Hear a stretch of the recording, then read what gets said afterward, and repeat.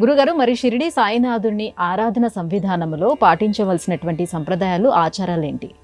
బాబా గారిని షిరిడి సాయినాథుడికి ఆచార సంప్రదాయాలు లేవనేది ఒక అపోహ ఉంది. అది చాలా తప్పు.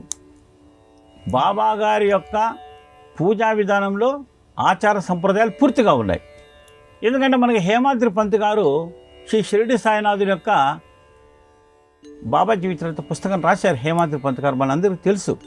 1910లో హేమాద్రి పంత్ బాబా దగ్గరికి వెళ్ళినప్పుడు, బాబా కొన్ని కథలను నువ్వు సేకరించి టూకీగా నా జీవిత చరిత్ర రాయమని చెప్పడం జరిగింది.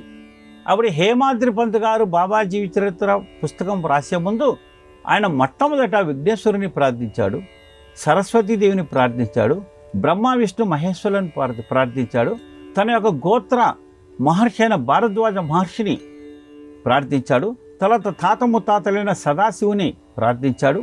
అదేవిధంగా సర్వదేవతలను ప్రార్థించి దత్తాత్రేయుని ప్రార్థించి ఆ తర్వాతనే బాబా జీవిత చరిత్ర పుస్తకం రాయడం జరిగింది. అదేవిధంగా హేమాద్రి పంత్ పుస్తకము తెలుగులో అనువదించిన పత్తినారాయణరావు గారు కూడా బాబా జీవిత చరిత్ర పుస్తకం రాసేటప్పుడు సర్వదేవతలను ప్రార్థించి సర్వక్షేత్రాలకు వెళ్ళి అక్కడ పూజలు చేసి అక్కడ పారాయణం చేసి పుస్తకం రాయడం జరిగింది. అంటే బాబా జీవిత చరిత్ర పుస్తకంలోనే బాబా గారిని ప్రార్థించడంలో మొట్టమొదటి సర్వదేవతలను ప్రార్థించి బాబాను ప్రార్థించాలనే ఒక సంప్రదాయం అనేది మనకు కనపడుతుంది.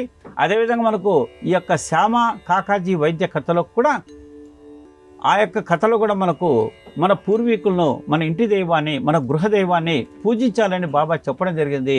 ఈ విధంగా బాబా జీవిత చరిత్ర కథలో కూడా చాలా సందర్భాలలో బాబా మీ యొక్క ఆచార సంప్రదాయాలు పాటించండి అని బాబా చాలా సందర్భాలలో హరిశ్చంద్ర పితలే కథలో కూడా బాబా చెప్పడం జరిగింది.